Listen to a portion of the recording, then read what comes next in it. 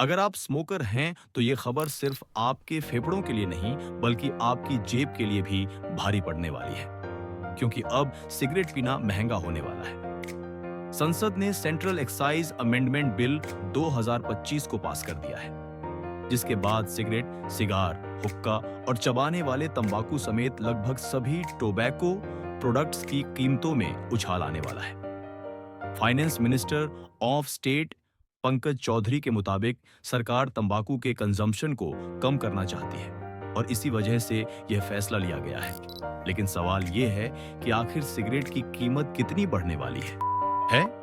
कुछ media reports का दावा है कि जो सिगरेट अभी 18 रुपए में मिलती है, उसकी कीमत 70 से 75 रुपए तक पहुंच सकती है। लेकिन क्या सच में ऐसा होगा? क्या इतनी बड़ी प्राइस हाइक होगी या फिर इसका असर कुछ और तरीके से पड़ेगा? भारत में तंबाकू से जुड़ी स्वास्थ्य समस्याएं कोई छोटी बात नहीं है।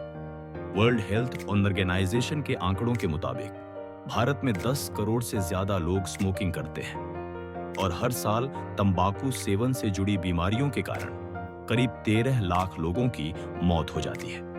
इसीलिए सरकार चाहती है कि तंबाकू से बने प्रोडक्ट्स की कीमत बढ़ाकर इस खतरे को कम किया जाए। कई रिसर्च यह भी बताती हैं कि जैसे जैसे कीमत बढ़ती है, वैसे वैसे लोगों में उसका इस्तेमाल कम होता जाता है। सेंट्रल एक्साइज अमेंडमेंट बिल 2025 भी इसी रणनीति का बिल सेंट्रल एक्साइज एक्ट 1944 में संशोधन करता है। ये भारत का पुराना कानून है जिसके तहत देश में बनने वाले सामानों पर एक्साइज ड्यूटी लगाई जाती है। यानी जब कोई चीज फैक्ट्री में बनती है, उसी स्टेज पर सरकार उस पर टैक्स लगा देती है। सिगरेट, टोबैको प्रोडक्ट्स और अल्कोहल जैसी चीजें लंबे समय से इसी कानून के तहत एक्साइज ड्यूटी के दायरे में रही हैं। जैसे जोक्स भी वायरल हो रहे हैं। इसके अलावा एक और खतरा यह है कि कीमत बढ़ने से लोग ई सिगरेट या वेपिंग की तरफ बढ़ सकते हैं, जो भारत में पहले से ही बैन है।